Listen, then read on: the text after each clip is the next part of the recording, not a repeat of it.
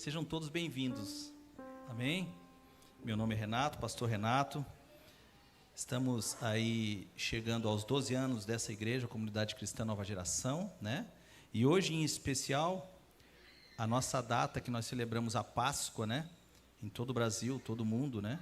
Nós celebramos a Páscoa e eu gostaria de falar um pouquinho em relação à Páscoa. Então, para iniciar esse culto, nada melhor do que felicitar você com uma boa Páscoa. Que Deus abençoe a sua vida, que o Jesus ressurreto possa se manifestar na sua vida para que você seja salvo. Amém? É uma noite feliz.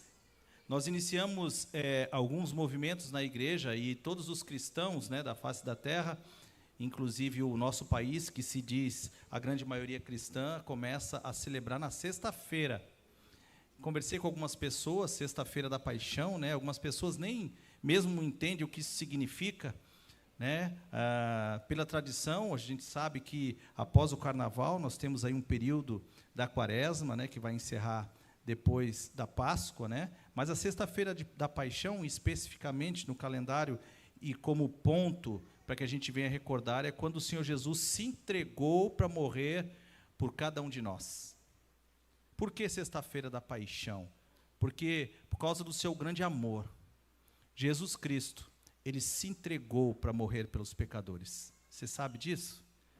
É muito importante que nós cristãos venhamos a saber essas coisas. Eu estava falando com uma pessoa dentre os evangelhos, né? Mateus, Marcos e Lucas e João. Temos 3 evangelhos sinóticos, e os 3 evangelhos sinóticos, Mateus, Marcos e Lucas, vão narrar, né, a morte de Jesus, a crucificação de Jesus, inclusive a ressurreição de Jesus. Mas tem um específico, um evangelho que não é sinótico, mas é um evangelho de João, né, que fala sobre, diferentemente sobre o que os outros evangelistas falam, enquanto Mateus, Marcos e Lucas estão preocupados em falar a trajetória de Jesus, inclusive morte, ressurreição. João, ele é chamado de apóstolo do amor, porque ele se detém a falar deste amor de nosso Senhor Jesus Cristo. O livro, o Evangelho de João, ele está focado quando Jesus se entrega para morrer, morte de cruz. Que amor é esse, né? Que amor é esse? Você pode imaginar?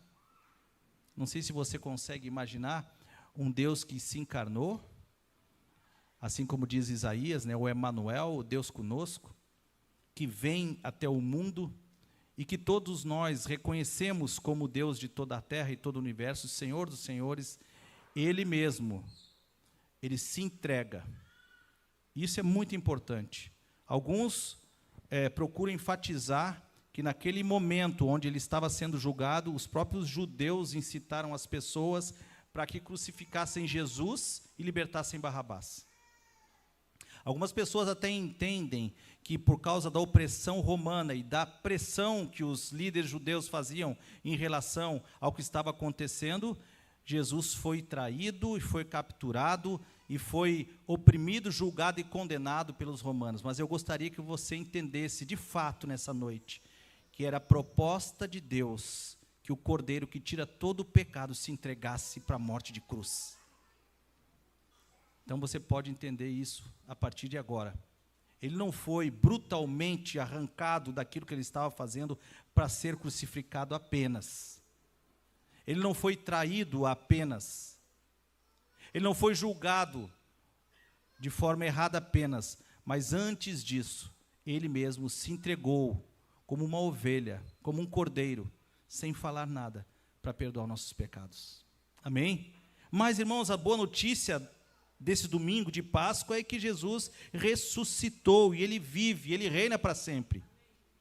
Sabe o que é interessante quando se vai em Israel para visitar lá o túmulo, o Santo Sepulcro, que a gente chega lá e não tem ninguém. E diz uma placa lá, ele não está aqui. Claro que ele não está aqui, porque ele ressuscitou. Jesus ressuscitou e ele vive e reina. Ele é o seu rei, ele é o meu rei, ele é o nosso rei. Eu queria falar para você o que está escrito ali em Isaías capítulo 53, versículo 1. Eu acho muito importante, falei aqui no início, eu quero reforçar né? Isaías é esse profeta do Antigo Testamento, importantíssimo, brilhante, onde você pode mergulhar e conhecer mais da pessoa de Cristo. Você imagina que Isaías, 700 anos antes de que Jesus viesse ao mundo, que Deus encarnasse na forma de homem, 700 anos antes, tal intimidade desse profeta com Deus, que ele narra no seu livro o nascimento em detalhes, a vida em detalhes, a morte em detalhes e a ressurreição de Jesus Cristo em detalhes. E é interessante nós notarmos que o livro de Isaías, assim tal qual a palavra de Deus, na Bíblia Sagrada ou nas Escrituras Sagradas, ela é composta por 66 livros. Isaías compõe-se o livro dele de 66 capítulos. E é interessante que nós temos a Bíblia nas mãos, eu creio que você está com a sua Bíblia na sua mão, e a Bíblia é dividida entre Antigo Testamento e Novo Testamento. E o livro de Isaías também, se você for acompanhar e ler com mais atenção, o livro de Isaías, do capítulo 1 até o capítulo 39, ele está falando de um Deus. E ele cita isso, de um Deus que tem um cajado na mão, mas também é um Deus justo, um juiz, que pune o seu povo. Ele chega a dizer em Isaías que ele já puniu demasiadamente o seu povo.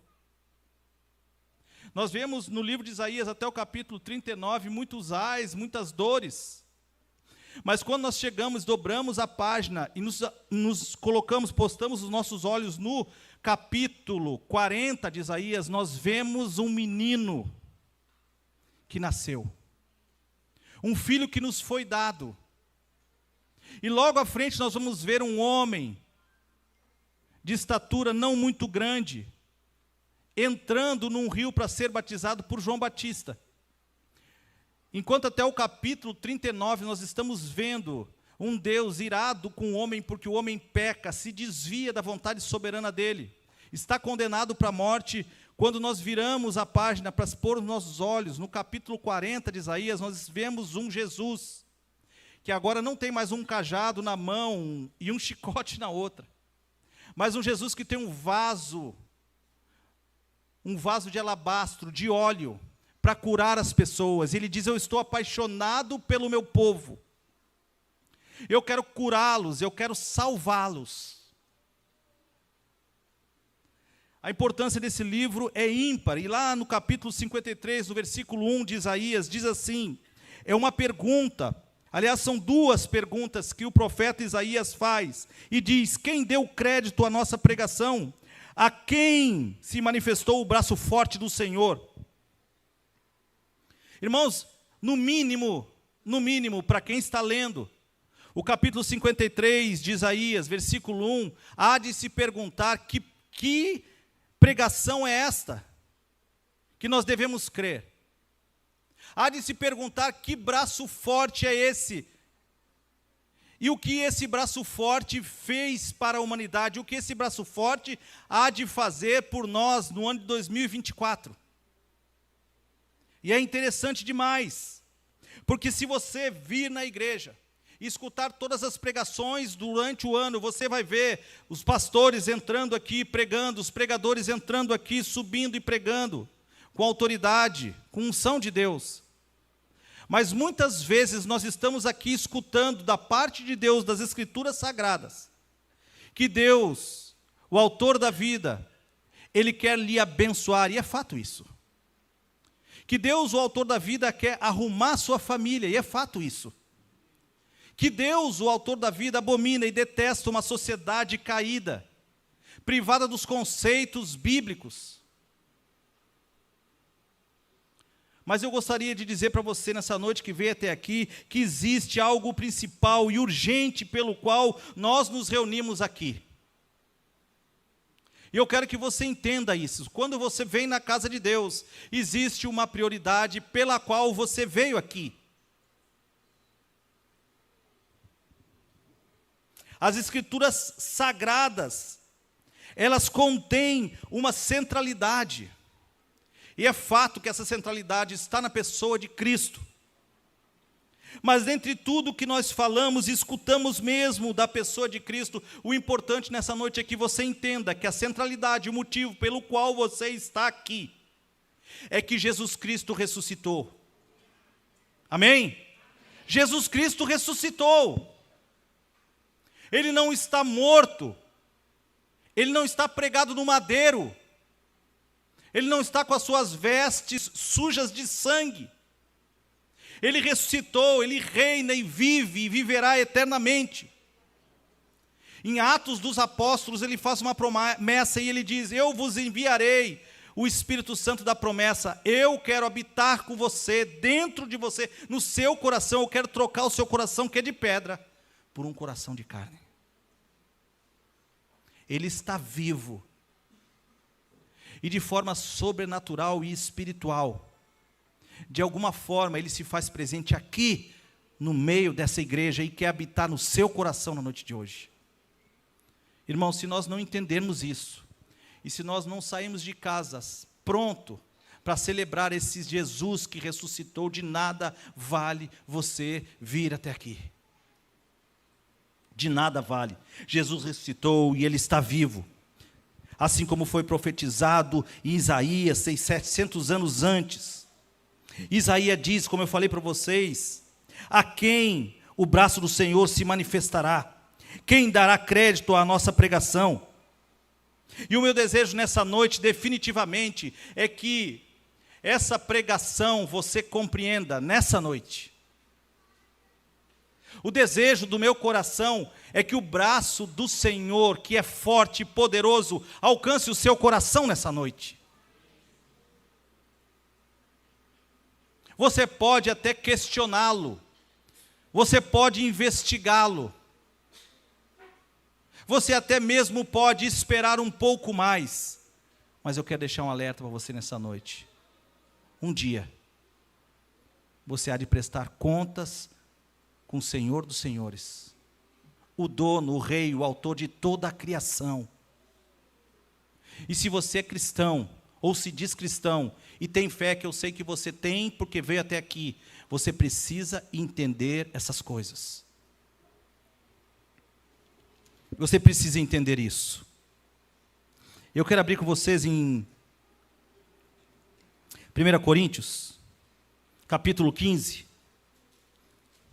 Abra comigo, a partir do versículo 12, que diz assim: se a nossa mensagem, e eu busquei esse texto porque eu quero responder para vocês que vieram até aqui, aquilo que Isaías pergunta: quem dará crédito à nossa pregação? E o que diz? Paulo diz a 1 Coríntios, capítulo 15, versículo 12 em diante, ele diz assim, a respeito dessa mensagem que Isaías havia profetizado: se a nossa mensagem é Cristo que foi ressuscitado, como é que algum de vocês dizem que os mortos não vão ressuscitar? E eu quero perguntar para você aqui nessa noite: você não sabia, ou você tem dúvida ainda que os mortos hão de ressuscitar? Quem tem dúvida que os mortos hão de ressuscitar? Irmãos, não se envergonhe de dizer que tem dúvida, porque realmente, como diz aquela pessoa quando não quer responder, é complicado. Não é? Crer que um dia sua mãe, seu pai, seu irmão, ou seu filho, sua filha, seu amigo, há de ressuscitar. Eu não sei se você já teve a triste oportunidade de estar num velório de um ente querido, e eu acredito que muitos estiveram aqui, olhando para o término da vida, ou, entre aspas, a aparente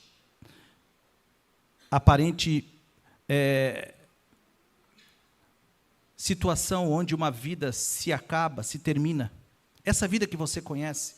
Para nós pastores que somos chamados para fazer funeral, isso choca muito a gente.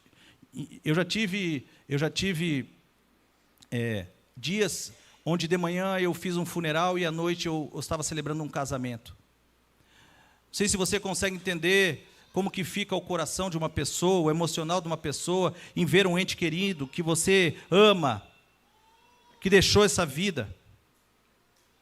E nós, como pastores, muitas vezes dá vontade de chegar ali, mandar para tudo, colocar a mão no coração do morto, e assim como Jesus fez com Lázaro, mandar ressuscitar. Mas Deus é o autor soberano de todas as coisas, Ele sabe o que faz, como faz. Mas eu sei que é difícil alcançar esse pensamento, alcançar essa realidade. Mas eu quero dizer para você que Paulo está falando aqui em 1 Coríntios, capítulo 15, versículo 12, se a nossa mensagem, essa mensagem pela qual você veio aqui nessa noite, se a nossa mensagem é que Cristo foi ressuscitado, como alguns de vocês dizem que os mortos não vão ressuscitar. O que eu quero dizer para você é que você precisa crer que de alguma forma isso há de acontecer.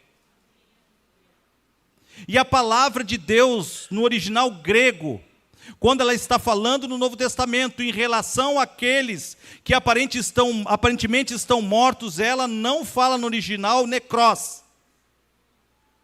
ou morto, mas ela fala dorme. Aqueles que estão em Cristo dormem.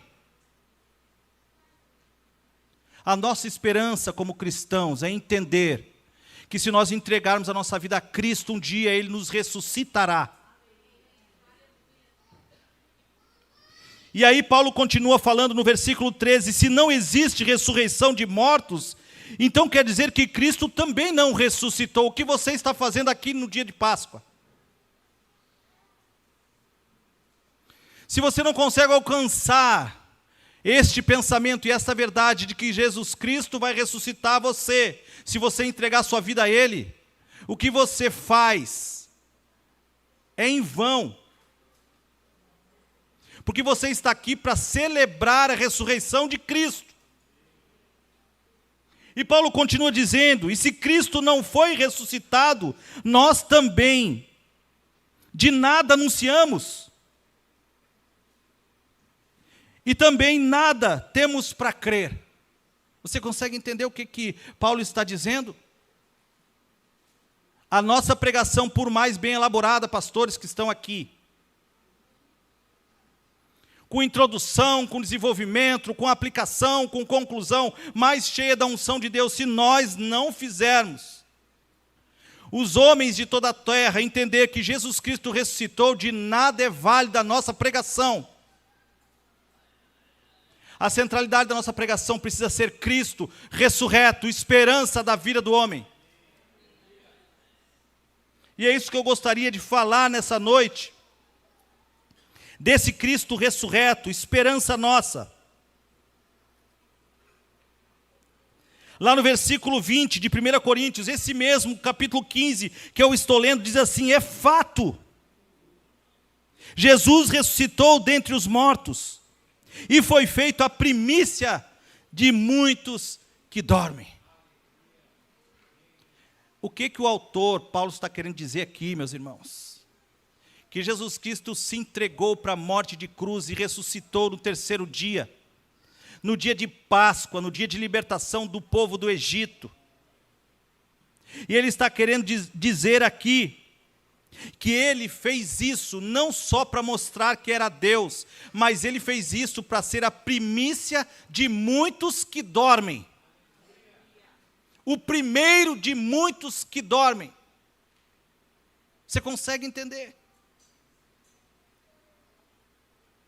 Ele fez isso, você vê isso nos filmes, você crê nisso, e você precisa entender que Jesus Cristo, o Emanuel, Deus conosco, que tem todo o poder e autoridade, que ressuscitou Lázaro, que curou os leprosos, ele ressuscitou para provar a sua divindade, mas também para ser o primeiro entre muitos que dormem.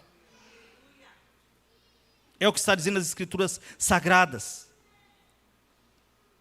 E quando nós falamos aqui, todos os domingos, em relação à salvação, quando nós falamos aqui todos os domingos em relação a que você precisa entregar sua vida para Cristo e ser salvo, nós estamos querendo dizer para aqueles que nos escutam que os homens, a partir de Adão, estão condenados.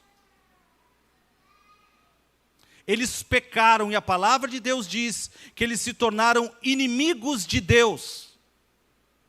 A palavra de Deus diz que não há nenhum remédio, estão irremediavelmente perdidos, não há remédio para que o homem possa achar o caminho, sendo que o próprio Jesus é o caminho, a verdade e a vida. Quando nós falamos de salvação, nós estamos querendo dizer para você que só há um jeito de você se livrar dessa condenação que está sobre você. E essa condenação é: o salário do pecado é a morte. Não porque você só tem errado, mas porque pesa na raça humana. O pecado adâmico, a separação do homem da pessoa de Deus. Estão perdidos, são inimigos de Deus, estão mortos nos seus pecados e nos seus delitos, e morto não tem como simplesmente bater na tampa do caixão depois de deitado lá dentro, e a tampa fechada e dizer: abre que eu quero sair, não quero ficar mais morto. Um morto não tem capacidade alguma de decisão, está morto. Então eu quero que você entenda que para que você ressuscite no último dia, você precisa de uma intervenção divina. Você precisa que o autor da vida ressuscite você. Você precisa de um remédio, e o remédio é Cristo.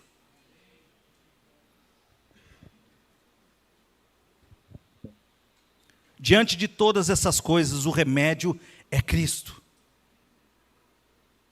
Remédio é Cristo. Romanos capítulo 10, versículo 9 e 10 diz: se com a boca você confessar o Senhor Jesus, e com teu coração você crê que Deus ressuscitou ele dentre os mortos, você será salvo. Irmãos, não tem texto e referência mais clara do que você precisa fazer urgentemente. Eu estava falando para o pessoal da mídia, o pessoal que vai se apresentar num teatro, o pessoal que está ali. Eu disse: gente, nós temos que orar para que essas pessoas sejam tocadas pelo esse braço forte do Senhor, como diz Isaías. E para que elas entendam que com uma decisão, crendo no coração e confessando com os lábios, o remédio se faz na vida de um homem e de uma mulher, e estes serão salvos, ressuscitarão. Diz mais, em Romanos capítulo 10, visto que com o coração se crê para a justiça e com a boca se faz confissão para a salvação. Nós estamos aí para batizar as pessoas, e primeiro você tem que ver o mover de Deus, do braço forte de Deus, resgatando você, movendo o seu coração, tratando dentro das suas entranhas, trocando o seu coração de pedra por um coração de carne. Ele atraiu com cordas e laços de amor na noite de hoje. Mas, além disso, você precisa confessar que o Senhor Jesus é Filho de Deus, e que Ele ressuscitou para que você seja salvo. Você acha difícil? Mediante a esta prioridade, mediante algo tão sério que eu estou tentando explicar para vocês na palavra de Deus, você acha que é muito difícil você se levantar de onde você está para vir aqui repetir uma oração? Você acha mesmo que esse preço é tão alto, o preço do constrangimento? Será que é capaz de você estar achando nessa noite que isso tudo é brincadeira? Que isso tudo é um show, um espetáculo com luzes?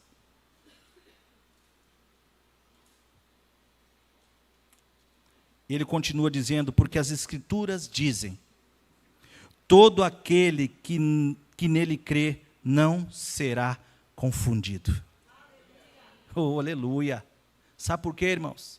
Mediante a tantos mortos, a palavra de Deus diz que o mar vai entregar os seus mortos. Que aqueles que foram selados por Deus hão de ressuscitar, os ossos se ligarão. E nós teremos a estatura do varão perfeito. Por que ele diz que esses não serão confundidos, irmãos? Porque o Senhor Todo-Poderoso, Ele tem olhos que veem, ouvidos que escutam, boca que está falando nessa noite, e as mãos dele não estão encolhidas para que não possa, com o seu braço forte, alcançar o seu coração na noite de hoje. Jesus morreu por você, porém Ele ressuscitou, e ao ressuscitar, Ele venceu a morte, Ele matou a morte, e Ele prometeu que vai fazer você ressuscitar com Ele no último dia. Você sabe o que significa o batismo? É muito simples. O batismo é uma ordenança do Senhor Jesus e tem um símbolo. E o símbolo é exatamente a proposta do que o Senhor Jesus pediu, para que você cresce, confessasse e fosse salvo. O batismo é o símbolo, ou seja, é o simbolismo de quando você entra nas águas, você está sendo como se fosse um símbolo sepultado para essa vida. E quando você sai das águas, você está ressuscitando com Cristo. E a palavra de Deus diz, como primeiro mandamento e ordenança, confesse com a sua boca, creia com o seu coração e ser batizado em nome do Pai, do Filho e do Espírito Santo. Nós começamos aqui um discipulado de batismo toda segunda-feira. Se você deseja, eu não estou obrigando você a batizar. Terça-feira, não estou obrigando você a batizar. Mas eu gostaria de explicar melhor para você isso. Você pode continuar a sua vida normalmente, mas não perca essa oportunidade. Não perca essa oportunidade. Romanos 8, versículo 29, diz assim: porque os que dantes conheceu, falando a respeito do próprio Deus, em relação a nós, porque os dantes conheceu, também os predestinou, para serem conforme a imagem e semelhança do seu Filho, a fim de que eles sejam o primogênito de muitos irmãos. Eu estou reforçando a promessa de Deus. Deus conheceu você, as Escrituras Sagradas dizem, mesmo antes de você ser algo informe no ventre da sua mãe.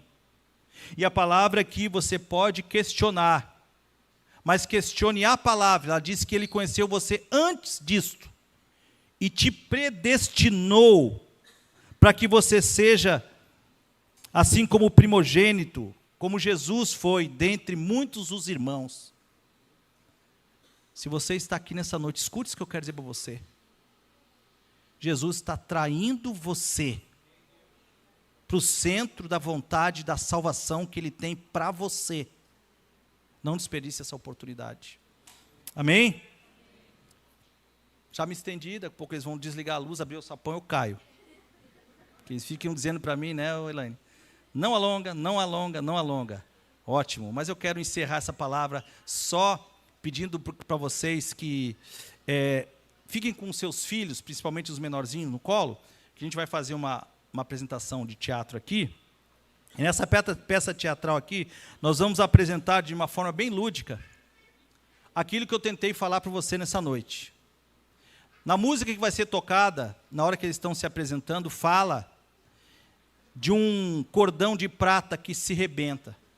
E eu quero ler um pouquinho, rapidamente, explicar para você. Está lá em Eclesiastes. Abra comigo.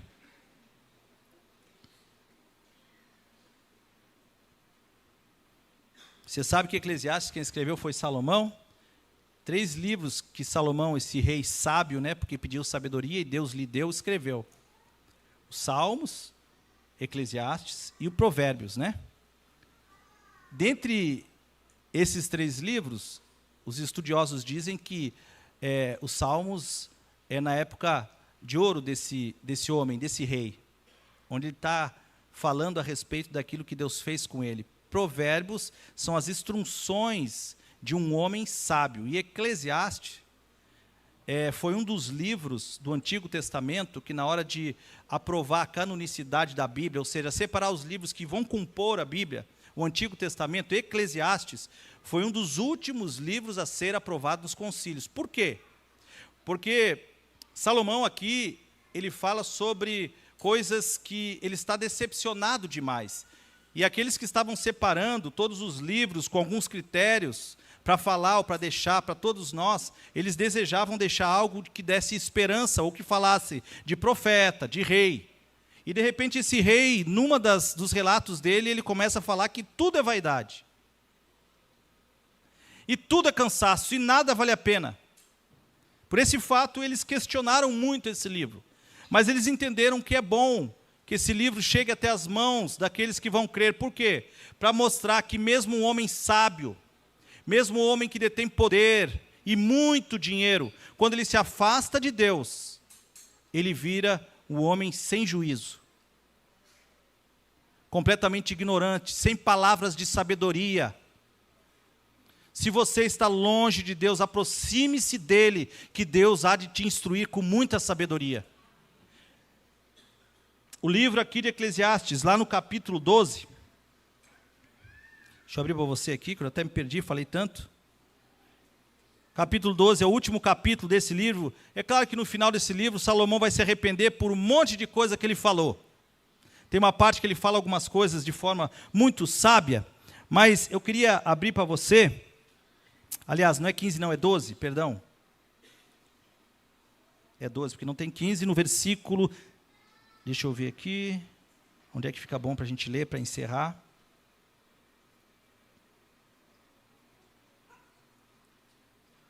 Vamos começar a ler do começo aqui. Olha só o que diz o 12.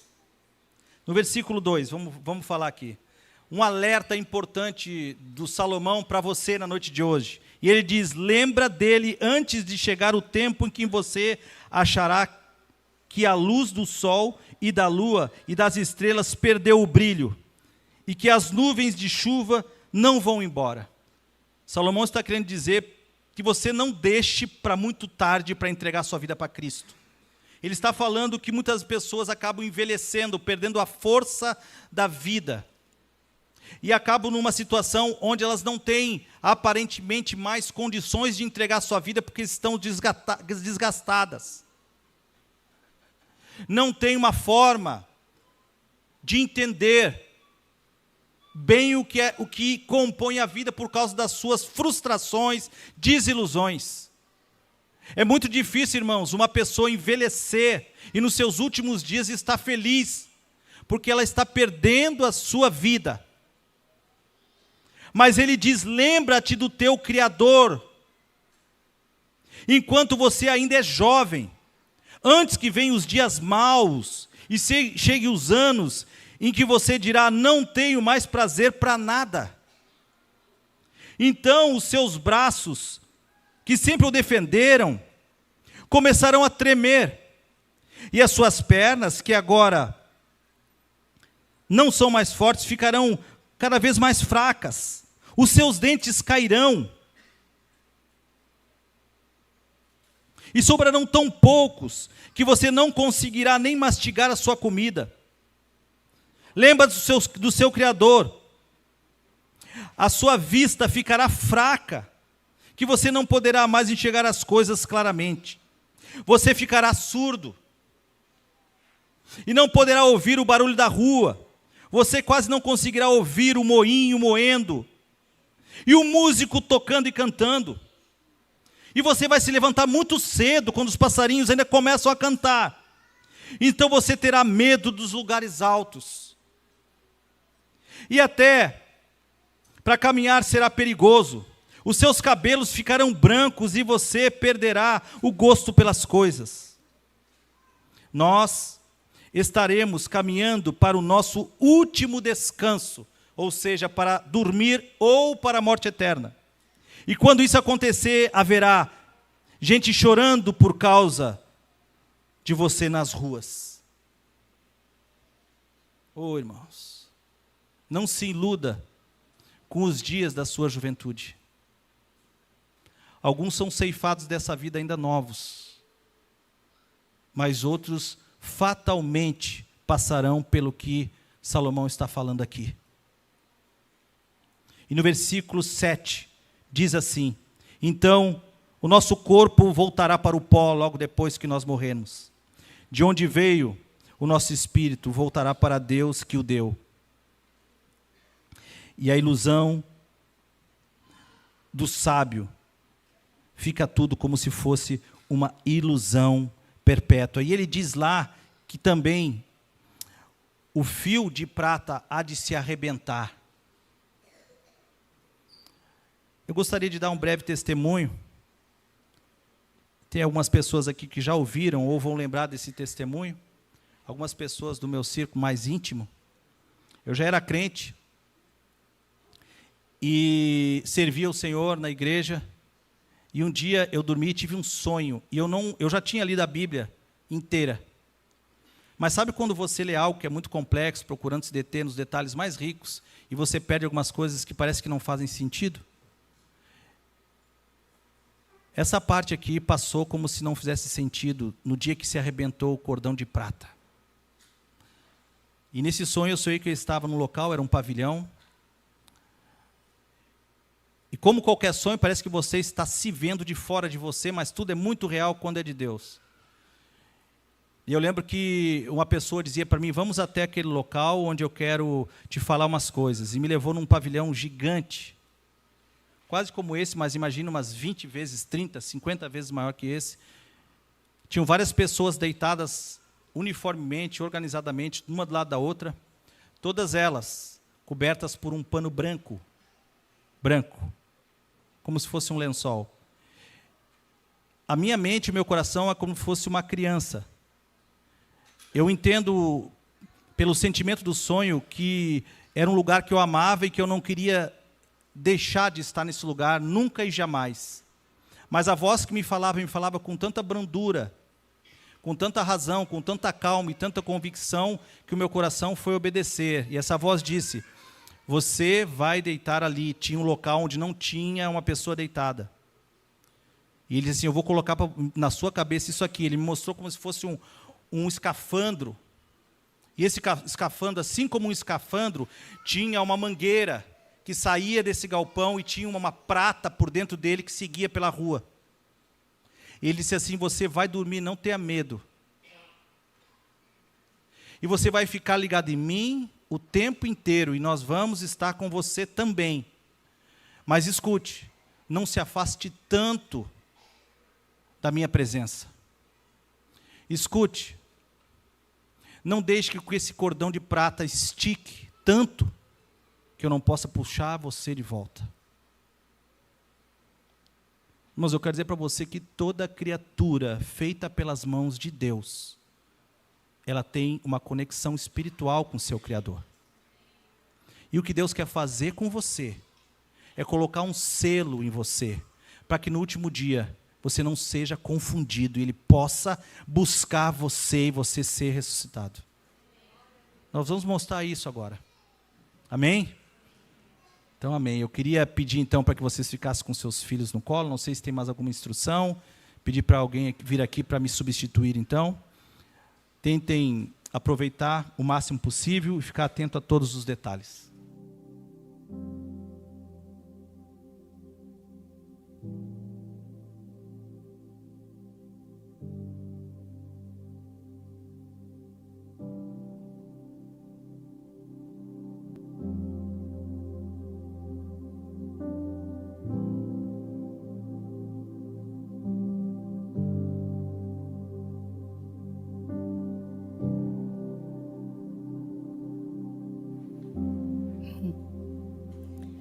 E assim então criou Deus o homem à sua imagem e semelhança, e o abençoou.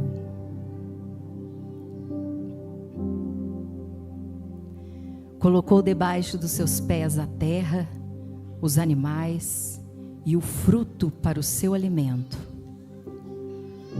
Sob sua cabeça pôs o sol, a lua e as estrelas, para aquecê-lo e guiá-lo.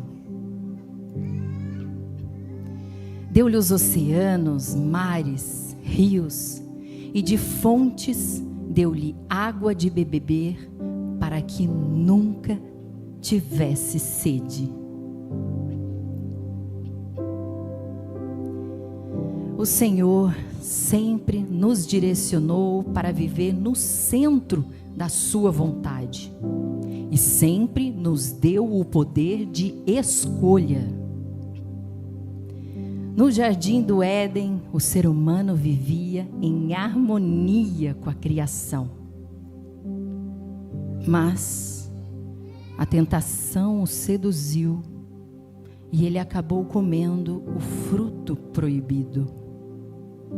E o pecado entrou na humanidade, trazendo dor, sofrimento e separação espiritual.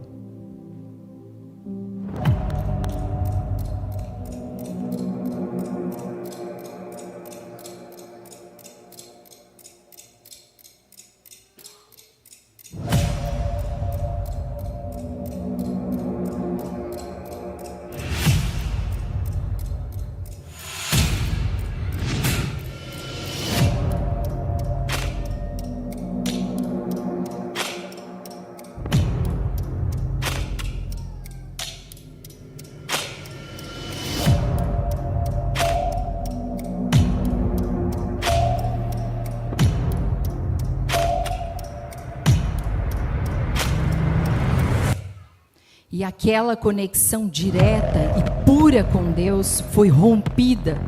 O fio que nos ligava ao Pai foi cortado.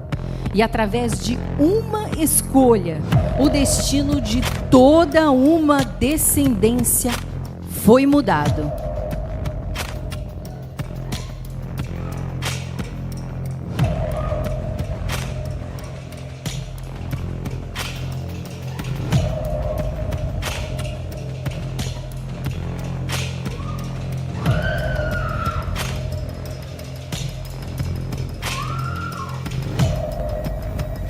Agora, uma humanidade perdida em seus pecados, merecedores de uma condenação infinita, uma punição eterna, como poderia ser salva?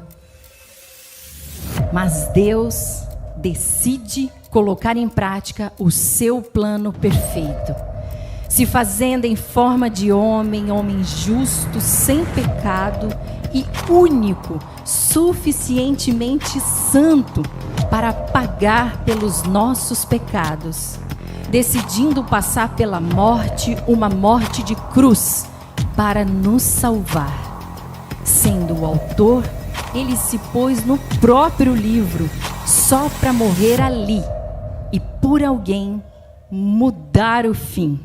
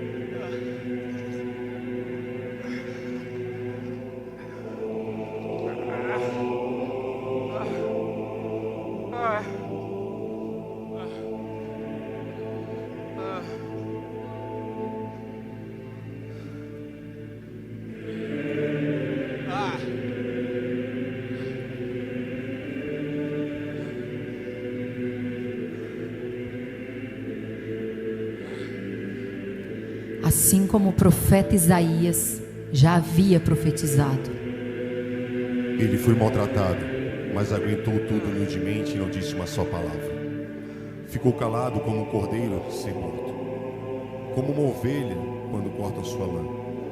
Foi preso, condenado e levado a ser morto, e ninguém se importou com o que ia acontecer com ele. Ele foi expulso do mundo dos vivos, foi morto por causa dos pecados do nosso povo. Foi sepultado ao lado de criminosos, foi enterrado com os ricos, embora nunca tivesse cometido crime nenhum, nem tivesse dito uma só mentira. O Senhor Deus disse: Eu quis maltratá-lo, quis fazê-lo sofrer.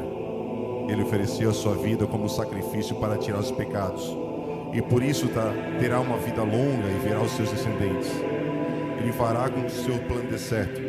Depois de tanto sofrimento, ele será feliz por causa da sua dedicação. Ele ficará completamente satisfeito. O meu servo não tem pecado, mas ele sofrerá o castigo que muitos merecem, e assim os pecados dele serão perdoados. Por isso, eu lhe darei um lugar de honra. Ele receberá a sua recompensa junto com os grandes e poderosos, pois ele deu sua própria vida e foi tratado como se fosse um criminoso. Ele levou a culpa dos pecados de muitos e orou pedindo que eles fossem perdoados.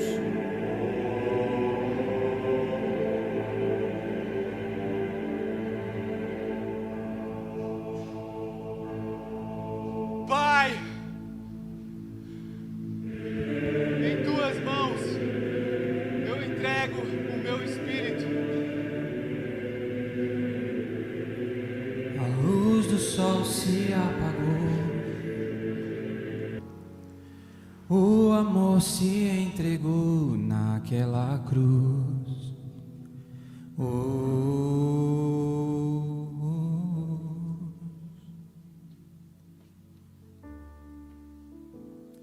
A morte não pôde entender como ele pôde vencer aquela cruz.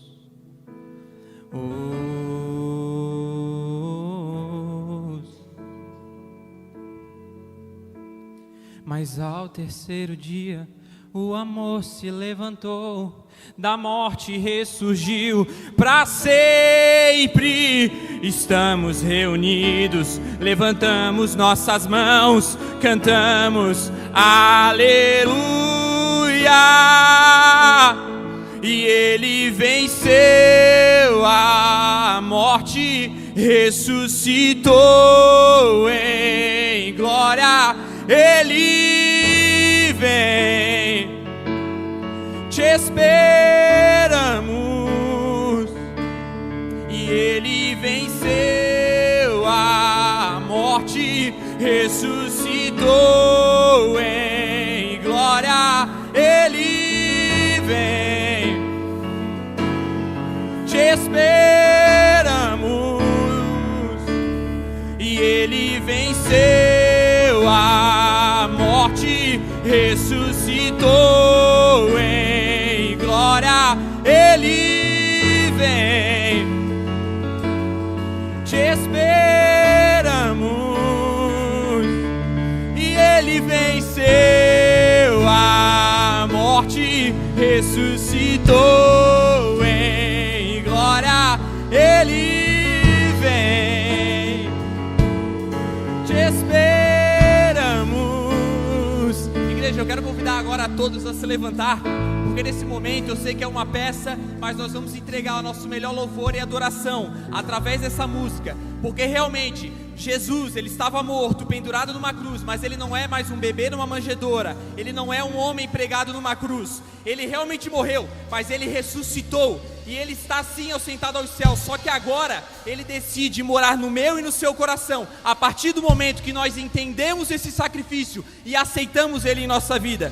Então eu convido realmente a nós cantarmos essa música em agradecimento a esse sacrifício, agradecimento a tudo que ele fez por nós. E ao terceiro dia o amor se levantou, da morte ressurgiu para sempre. Estamos reunidos, levantamos nossas mãos, cantamos aleluia. Ao terceiro dia o amor se levantou, da morte ressurgiu para sempre. Estamos reunidos, levantamos nossas mãos, cantamos aleluia. E ele venceu a morte, ressuscitou em glória. Ele vem, te esperamos. E ele venceu, e ele venceu a morte.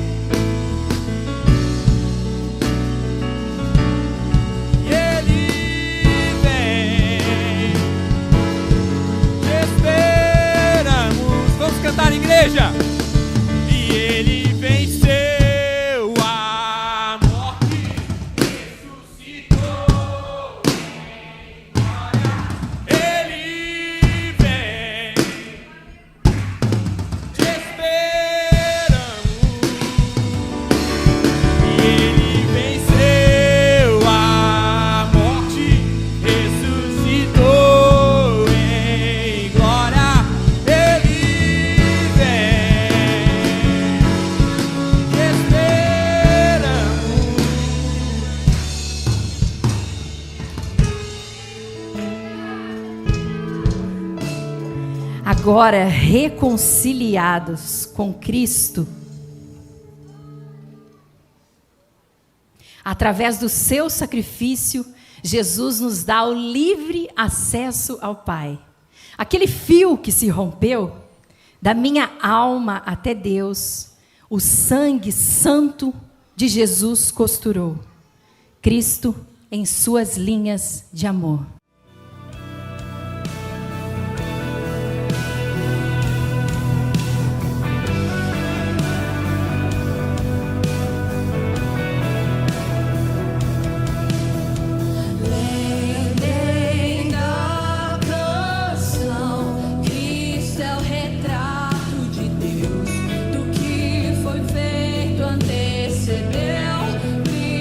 Primeiro, antes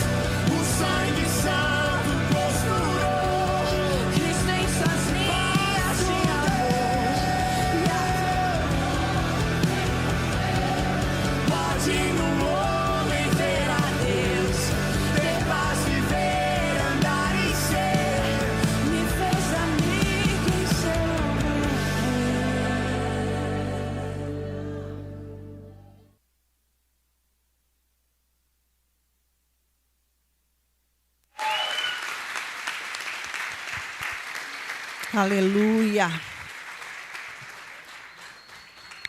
Amém, queridos. Tudo isso que você viu aqui tem um objetivo: religar o homem a Deus. Quantos aqui precisam dessa paz que nós acabamos de cantar aqui? Quantos aqui, queridos, estão sem conexão com o Criador?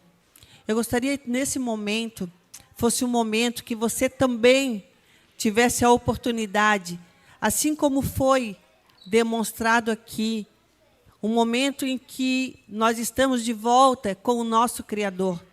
Eu gostaria de pedir para você ficar em pé um momento.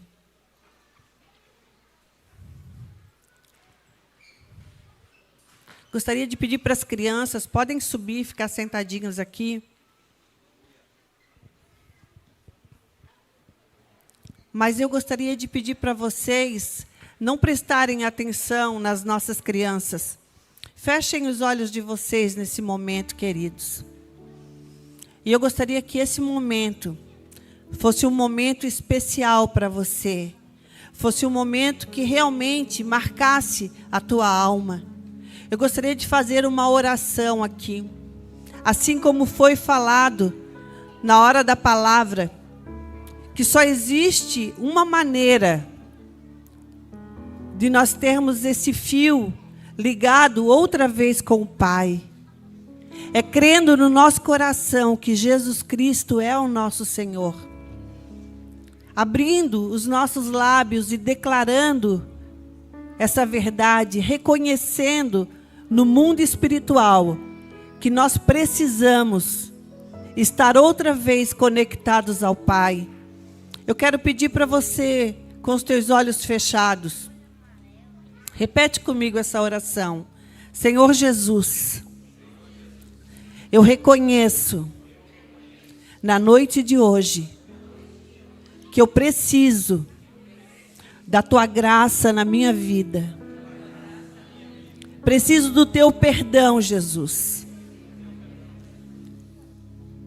Senhor Jesus, eu quero te convidar nessa noite a vir morar no meu coração, a me inundar com essa paz que só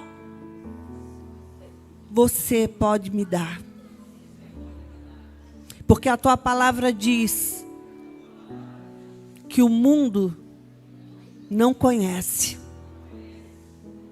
Amém, queridos? Se você fez essa oração com sinceridade no teu coração, e pela primeira vez, eu gostaria que aí onde você estava, você levantasse bem alto a tua mão. Amém, amém, amém.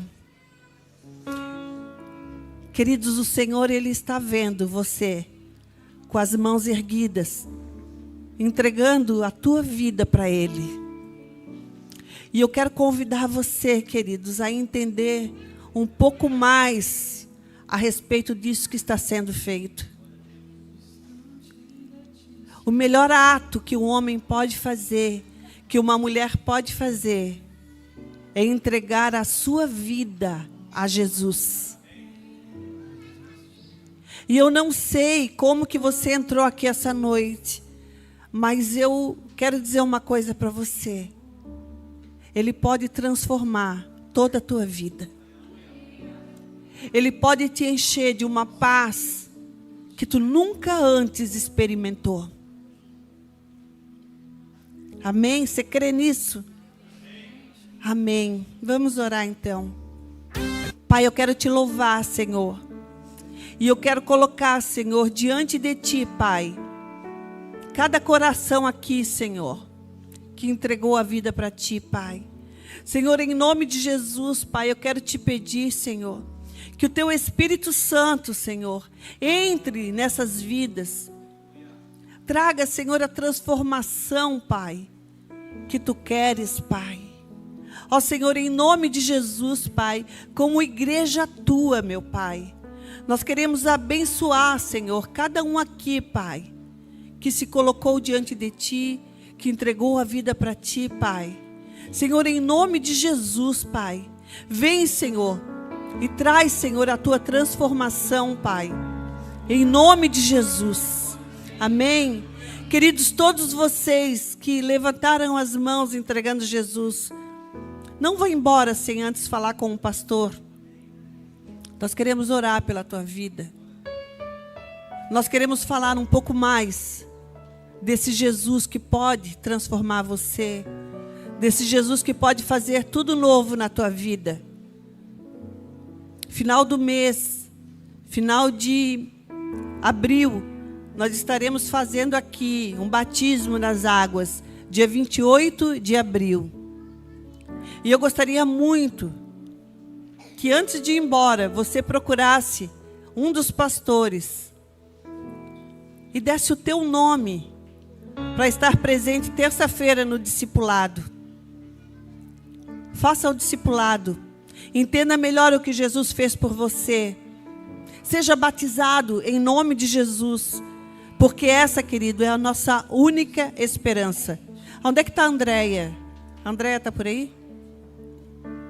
A Andréia está por aí? Se a Andréia puder vir aqui na frente um pouquinho, antes ainda que as crianças se apresentem.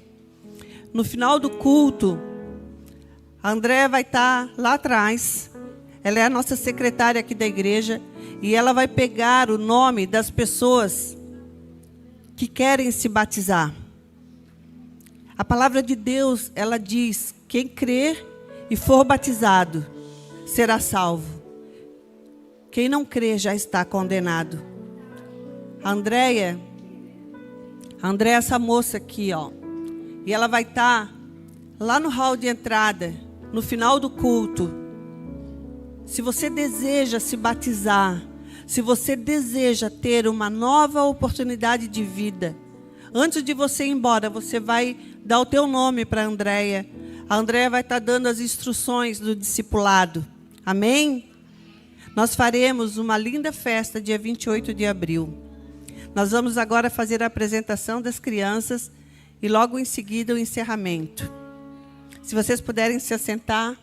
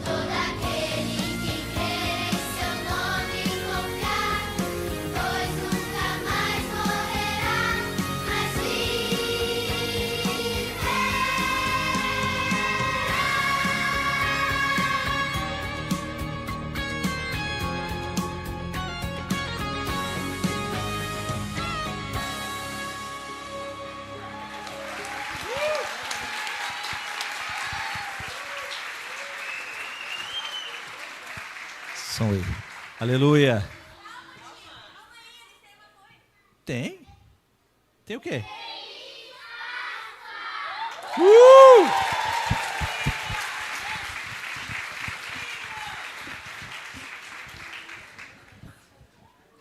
Amém.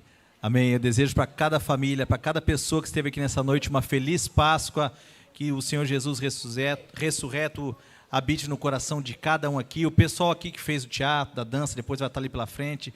Se você desejar bater uma foto, posta, marca a igreja para a gente repostar. Vamos na paz do Senhor e feliz Páscoa. Deus nos abençoe. Amém? Amém.